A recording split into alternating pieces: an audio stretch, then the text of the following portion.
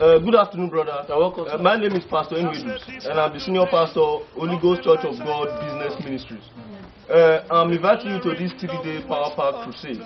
It is titled, Uncle, leave me alone. No. This crusade is going to be filled with miracles.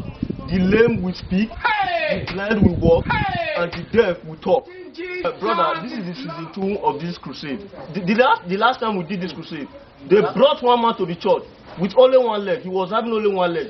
Immediately I prayed for him. The second leg grew immediately. Yes. They also brought one man without teeth at all.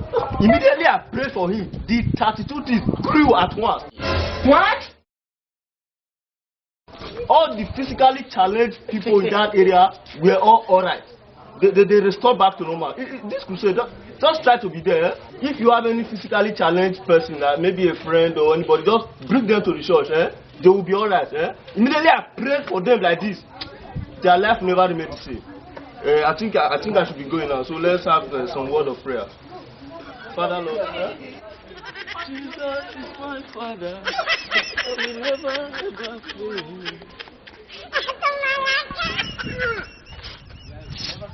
I'm sorry.